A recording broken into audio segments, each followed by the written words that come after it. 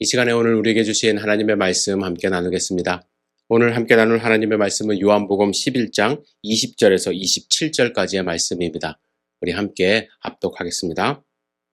마르다는 예수께서 오신다는 말을 듣고 곧 나가 맞이하되 마리아는 집에 앉았더라.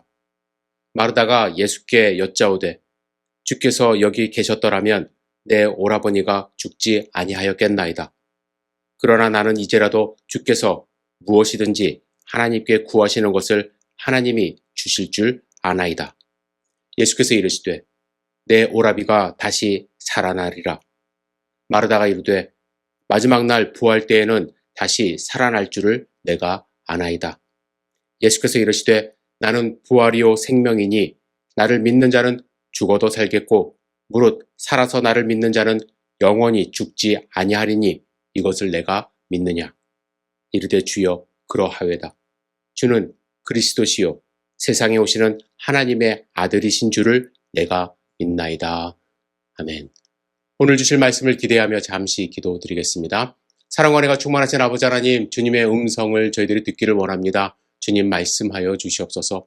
주님의 말씀에 귀를 기울이고 경청할 수 있는 소중한 시간 될 수 있도록 주여 인도하여 주시옵소서. 예수님의 이름으로 기도드렸사옵나이다. 아멘. 오늘 본문의 배경은 베다니라는 마을입니다. 베다니는 예루살렘 동쪽 4km 정도 떨어진 곳에 위치한 작은 마을로 가난한 자의 집 혹은 무화과의 집이라는 뜻을 갖습니다.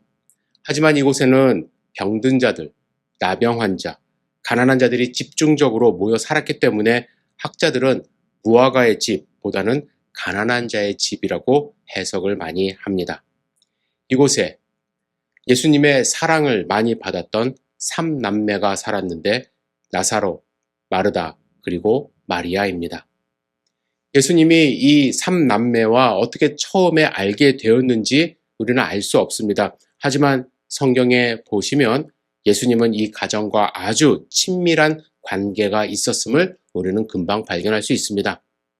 요한복음 11장 3절에 보시면 나사로가 병들어 죽게 되었을 때 이런 말씀이 있습니다. 이에 그 누이들이 예수께 사람을 보내어 이르되 주여 보시옵소서 사랑하시는 자가 병들었나이다 하니 라고 기록되어 있고 이어서 5절에 예수께서 본래 마르다와 그 동생과 나사로를 사랑하시더라 라는 말씀이 있습니다.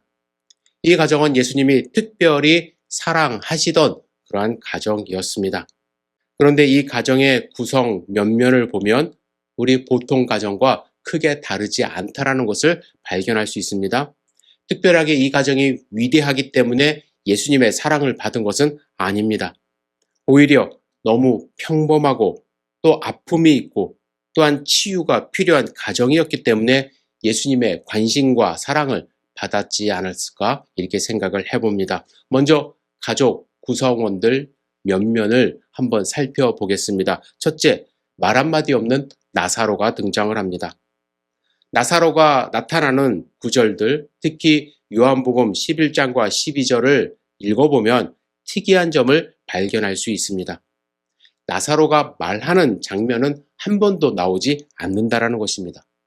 그는 죽었다가 살아났습니다. 물론 3일 동안 죽어 있었기 때문에 말을 할 수가 없잖아요. 그래서 11장에서는 말 한마디 못하는 그런 모습 이해할 수 있습니다. 그런데 12장에 보시면 자신을 위한 잔치가 벌어졌습니다. 그러면 뭐라도 한마디 해야 정상이라고 생각할 수 있습니다. 그런데 나사로는 처음부터 끝까지 예수님 옆에 앉아만 있었습니다. 그리고 그가 살아난 것도 나사로의 입으로 증거되질 않습니다. 그것을 목격한 다른 사람들이 증언합니다. 12장 17절 읽겠습니다. 나사로를 무덤에서 불러내어 죽은 자 가운데서 살리실 때에 함께 있던 무리가 증언한지라. 그죠? 나사로는 아무 말 없었어요. 그 옆에 있던 그걸 본 사람들이 증언을 했습니다. 여러분, 그는 말이 없었어요. 하지만 나사로가 변화되고 부활을 한 그런 산 증인이 되다 보니까 그가 앉아 있는 것만으로도 존재하는 것만으로도 큰 힘을 갖게 된다는 것을 알 수가 있습니다. 11장 12절에 보시면 나사로 때문에 많은 유대인들이 가서 예수를 믿음이로라. 저는 우리 모두가 변화된 사실만으로도 큰 힘을 발휘했으면 좋겠습니다. 나사로가 어떻게 설교를 하는 것도 그죠? 나가서 사람들에게 어떻게 증언을 하는 것도 아니었지만, 그는 평범한 한 집안의 가정이었지만, 그 때문에 그로 인하여 많은 사람이 예수를 믿기 시작했듯이, 우리도 말주변이 없는 평범한 사람일 수 있지만 우리가 예수 그리스도를 믿음으로 나 때문에 예수가 증거되는 삶을 살아야 되지 않을까 생각을 해봅니다. 두 번째로 마르다가 등장을 합니다. 마르다의 특징은 생각보다 몸이 앞선다라는 것입니다. 활동가예요. 누가복음 10장 38절에 보시면 예수님이 그들의 집에 들어가는 장면이 나옵니다. 제가 읽어드릴게요. 그들이 길 갈 때에 예수께서 한 마을에 들어가심에 마르다라 이름하는 한 여자가 자기 집으로 영접하더라. 예수님이 원래 처음부터 이 가정에 방문하기로 약속되어 있었던 것 같지는 않습니다. 베다니로 오셨다는 소식을 듣고 마르다가 나가서 집으로 초청한 거예요. 예수님은 예루살렘 근처에 잘 오지 않으셨기 때문에, 명절 때 부근에 오셨기 때문에 아마 1년 만에 뵙는 그런 일일 수도 있습니다. 그래서 마르다는 예수님을 다른 사람에게 빼앗기지 않고 싶었던 것 같아요. 그 마음에 예수님을 급히 초청을 합니다. 아마도 마르다의 머릿속에는 예수님 한 명만 생각을 했을 텐데 예수님은 12명의 제자들과 함께 오셨습니다.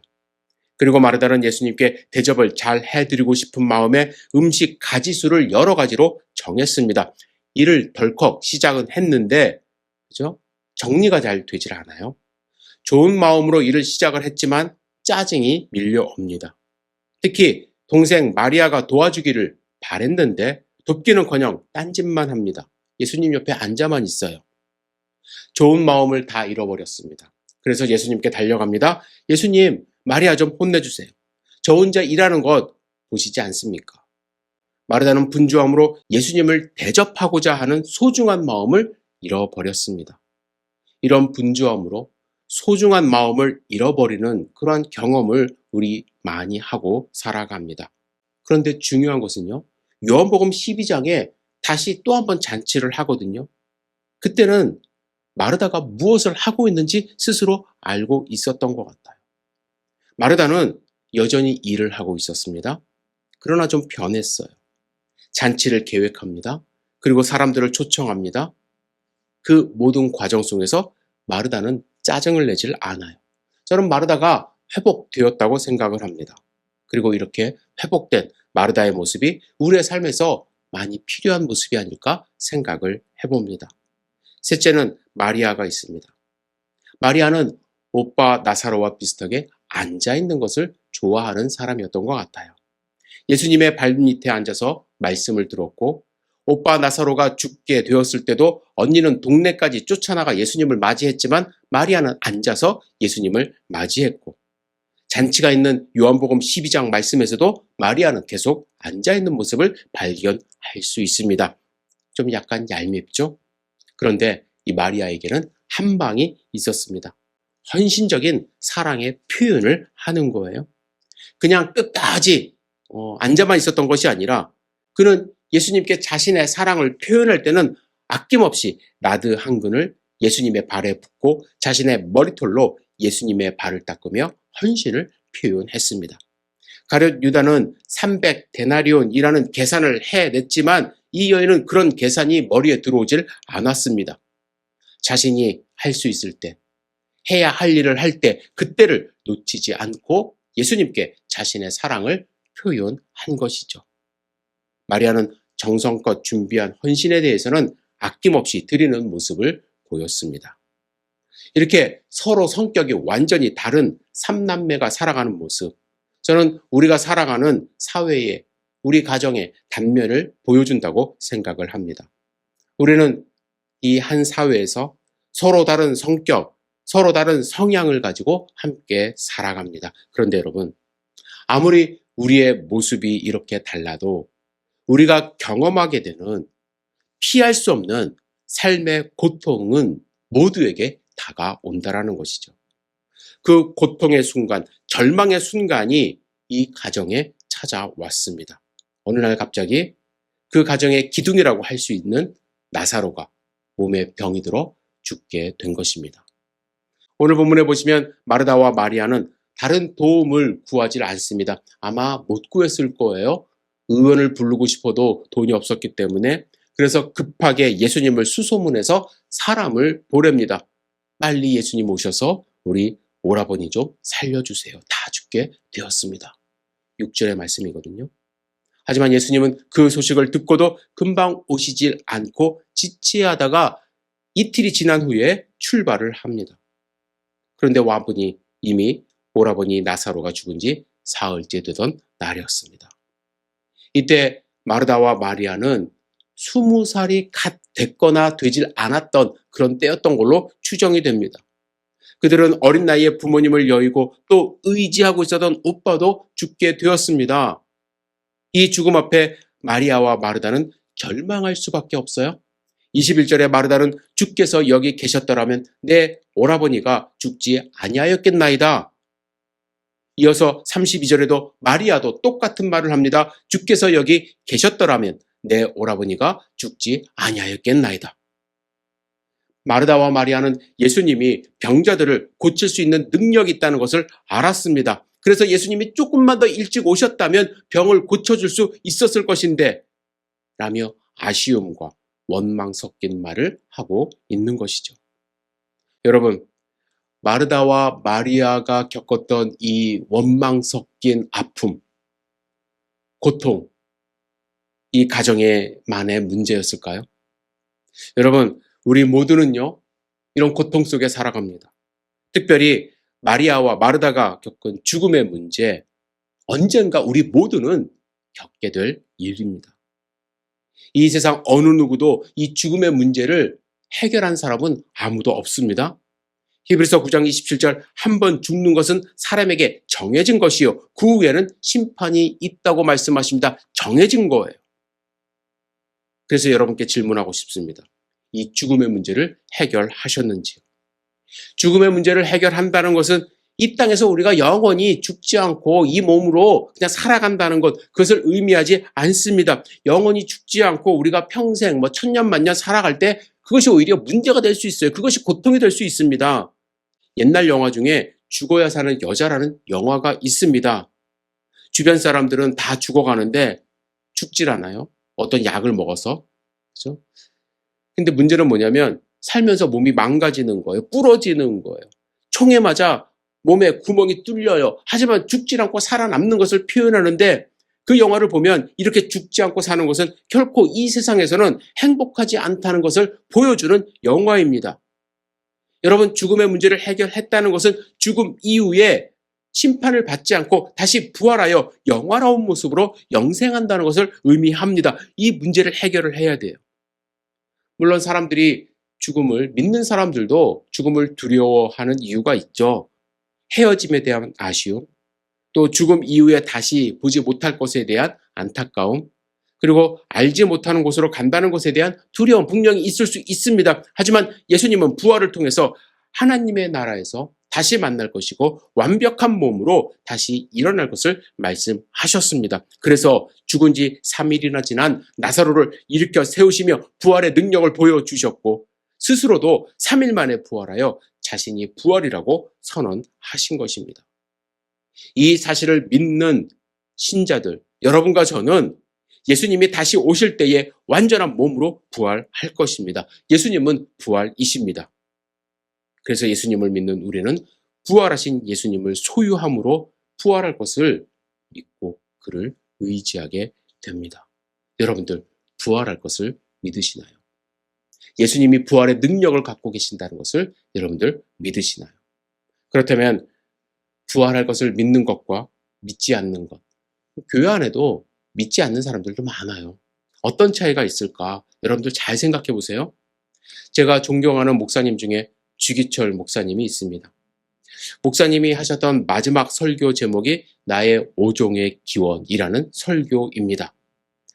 5가지의 나의 바램이라는 그러한 설교인데 5가지의 기도문 중에서 첫 번째 기도만 좀 요약해서 소개해 드리도록 하겠습니다. 첫 번째 기도는 죽음의 권세를 이기게 하여 주옵소서라는 그러한 제목이에요. 목사님은 이렇게 설교를 하십니다. 나는 바야흐로 죽음에 직면하고 있습니다. 내 목숨을 빼앗으려는 검은 손은 시시각각으로 내 가까이에 뻗어오고 있습니다. 죽음에 직면한 나는 사망의 권세를 이기게 하여 주옵소서 하고 기도하지 않을 수 없습니다. 무릇 생명이 있는 만물이 다 죽음 앞에서 탄식하며 숨쉬는 인생은 모두 다 죽음 앞에서 떨고 슬퍼합니다. 사망의 권세는 마귀가 사람을 위협하는 최대의 무기인 것입니다. 무기가 무서워 의를 버리고 죽음을 피하려고 믿음을 버린 사람이 얼마나 많습니까? 사도의 우두머리 베드로도 죽음이 두려워서 가야바의 법정에서 예수를 부인하고 계집종 앞에서도 3번이나 맹세하였으니 누가 감히 죽음이 두렵지 않다고 장담하겠습니까? 죄 없이 억울하게 죽는 약자도 불쌍하지만 사랑하는 아내를 두고 죽는 사람, 가엾은 아이를 두고 가는 어머니의 비참한 죽음도 허다합니다. 폐결핵 환자로 요양원에 눕지 아니하고 예수의 종으로 감옥에 갇히우는 것이 얼마나 큰 은혜입니까? 자동차에 치여 죽는 사람도 있는데 예수의 이름으로 사형장에 나가는 것은 그리스도인의 최대의 영광입니다. 주님이 나를 위하여 죽으셨거늘 내 어찌 죽음을 무서워하겠습니까? 다만 일사각오가 있을 뿐이옵니다. 십자가에 죽으시고 무덤 속에서 3일 만에 부활하신 주님, 사망의 권세를 이기신 예수 그리스도요. 이 부족하고 연약한 종에게 부활의 믿음을 굳게 하사 나도 부활을 믿고 사망의 권세를 내 발 아래 밟게 하소서. 사망아, 너의 이기는 것이 어디 있느냐? 사망아, 너의 쏘는 것이 어디 있느냐? 나는 부활하신 예수를 믿고 나도 부활하리로다. 사랑하는 교우 여러분, 그리스도의 사람은 살아도 그리스도인답게 살고 죽어도 그리스도인답게 죽어야 합니다. 죽음이 무서워 예수를 버리지 마십시오. 풀의 꽃과 같이 시들어 떨어지는 목숨을 아끼다가 지옥에 떨어지면 이보다 두려운 것이 어디 있습니까? 한 번 죽어 영원한 천국의 복락을 얻는다면 이보다 즐거운 것이 어디 있습니까? 이 주목사가 죽는다고 결코 슬퍼하지 마십시오. 나는 내 주님밖에 다른 신 앞에서 무릎을 꿇고 살 수는 없습니다. 더럽게 사느니 차라리 죽고 죽어 주님 향한 정절을 지키려 합니다. 주님을 따라 나의 주님을 따라서 가는 죽음은 나의 소원입니다. 나에게는 일사각오가 있을 뿐입니다. 여러분, 주기철 목사님은 예수 그리스도에 대한 믿음 때문에 부활 신앙 때문에 이러한 고통과 어려움을 당했습니다. 만약 목사님이 믿음을 포기했다면 그런 고통을 당할 필요가 없어요. 하지만 예수님이 부활이라는 사실을 믿는 믿음이 주기철 목사님이 죽음도 두려워하지 않게 만들었습니다. 왜냐하면 부활은 우리의 삶을 변화시킬 수 있는 힘이 있기 때문에 그렇습니다. 사도 바울은 빌립보서 3장 10절에 내가 그리스도와 그 부활의 능력을 알려 했다고 말합니다. 에베소서 1장 19절 20절에서 그의 힘의 강력으로 역사하심을 따라 믿는 우리에게 베푸신 능력의 지극히 크심이 어떠한 것을 너희로 알게 하기를 구하노라. 그 능력이 그리스도 안에서 역사하사 죽은 자들 가운데서 다시 살리시고 하늘에서 자기 오른편에 앉히사라고 말을 했습니다. 바울은 권능, 능력이라는 말을 사용했는데 이 말은 두나미스라는 헬라어로 지금 우리가 쓰고 있는 다이나마이트의 어원입니다. 사도 바울은 예수님의 부활은 우리의 삶을 변화시킬 수 있는 다이나마이트와 같은 강력한 힘이라고 말을 하고 있는 것이죠. 죽음의 문제를 해결한 예수의 부활의 능력, 다이나마이트와 같은 힘의 능력을 갖고 여러분들 살고 있는지요?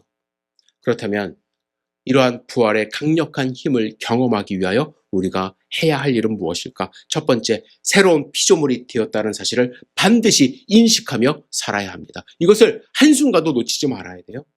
고린도후서 5장 17절에서 바울은 이렇게 말을 합니다. 누구든지 그리스도 안에 있으면 새로운 피조물이라. 이전 것은 지나갔으니 보라 새 것이 되었도다. 우리는 십자가에서 죽고 새 생명을 얻었기에 새로운 피조물입니다. 그냥 겉만 단순하게 바꾼 리모델링 된 것이 아니에요. 완전히 새로운 피조물입니다. 우리는 그리스도 안에서 새로운 피조물이라는 것을 늘 염두에 두고 확신하며 살아야 합니다. 그래야 과거의 것을 버리고 예수님을 소유한, 부활을 소유한 사람으로 하루하루 살아갈 수가 있는 것입니다. 여러분들 이 확신을 갖고 오늘도 살고 있는지요? 두 번째로 우리는 성화의 삶을 매일 살아야 돼요. 확신만 갖고 사는 것이 아니라 성화되려고 노력을 해야 합니다. 사도 바울은 로마서 12장 2절에서 우리가 죽을 때까지 해야 할 성화의 삶에 대하여 이렇게 말을 해요. 너희는 이 세대를 본받지 말고 오직 마음을 새롭게 함으로 변화를 받아 하나님의 선하시고 기뻐하시고 온전하신 뜻이 무엇인지 분별하도록 하라. 매일 분별하는 삶을 살아야 돼요. 이러기 위해서는 먼저 이 세대를 본받지 말라고 이야기를 합니다. 헬라어 원문에서 본받다라는 의미로 사용한 단어는 시스케마티조라는 단어예요. 이 단어는 외부의 어떤 것에 의해 틀이 형성된다라는 것입니다. 그 틀에 우리가 짜여진다라는 거예요. 그래서 필립스 성경은 이 구절을 이렇게 번역했습니다. 주변 세상이 자기 틀에 당신을 밀어 넣게 하지 말고 하나님이 당신의 마음을 내면에서부터 다시 형성하시도록 맡기라. 틀에 내맡기지 말고 하나님이 마음을 내면에서부터 다시 형성하시도록 하나님께 맡기라. 이렇게 번역을 했어요. 영어 성경을 보시면 바울은 하지 말라, do not으로 12장 2절을 시작을 했습니다. 헬라어 원문에 보시면 이 단어는 현재 명령 동사 시제예요. 즉 하던 것을 그 순간에 멈추라라는 것이에요. 따라서 이 문장이 명령법으로 쓰인 것은 로마에 있던 신자들이 이미 이 세상의 패턴에 의해 형성되고 있었다라는 것을 함축하는 거예요. 그래서 그 순간에 멈추라는 거예요. 세상은 우리를 거룩하게 살지 못하도록 세상의 틀에 우리를 끼워 넣어 그들의 모양으로 우리를 만들고 있습니다. 여러분, 우리가 부활신앙을 갖기 위해서는 세상의 틀이 우리를 형성하지 못하게 하고 우리는 변화를 받아야 합니다. 그리고 본문에 보시면 변화를 받으라는 것은 수동태로 쓰였습니다. 즉 우리를 변화시킬 수 있는 주체는 따로 있다라는 거예요. 그 일은 하나님만 하실 수 있어요. 하나님은 우리가 변화를 이루기를 원하시며 우리가 우리의 삶을 그분께 맡길 때 변화될 수 있다는 것을 말씀하십니다. 하지만 이 일은 쉽지가 않습니다. 여러분, 마음을 새롭게 함으로 변화를 받는 것, 저절로 되는 거나 우연히 일어나는 것은 결코 아닙니다. 여러분의 나의 의도와 노력이 필요해요. 매일의 노력이 필요합니다. 이 노력은 세상이 우리를 형성하려는 방식에 매일 맞서는 거예요. 싸우는 거예요. 우리는 우리의 육신, 옛 죄의 습관, 우리가 사는 세상, 끊임없이 우리를 조이는 듯한 틀에 여러분들 끊임없이 맞서 싸워야 합니다. 만약 우리가 변화를 선택하지 않고 변화하지 않는다면 우리는 세상의 틀에 갇히게 될 것이고 부활 신앙을 잃은 채 풀리지 않는 고통 속에서 하루하루 살게 될 것입니다. 여러분, 죽음을 직면하여 고통과 슬픔 가운데 있던 마르다와 마리아에게 부활의 참 소망이 되신 예수님이 여러분과 저의 삶에도 임하여 참 기쁨과 소망이 되어야 될 줄 간절히 축원합니다. 여러분, 부활의 소망 확신하시고 부활의 소망을 갖기 위하여 부단히 노력하심으로써 예수님이 오시는 그날까지 하루하루 기쁨의 삶을 사시기를 주님의 이름으로 축복합니다. 기도하겠습니다. 전능하신 주님, 우리에게 오신 주님을 찬양합니다. 부활의 참 소망을 주신 주님께 감사 영광을 올려드립니다. 우리의 삶을 통하여 우리가 이 소망을 잃지 않고 부단히 노력함으로써 하나님의 뜻에 합당한 삶을 살아갈 수 있도록 인도하여 주시옵소서. 세상에 어떠한 고통이 다가온다 할지라도 이 소망을, 이 믿음을 잃지 않도록 붙들어 주시옵소서. 예수님의 이름으로 기도드렸사옵나이다. 아멘.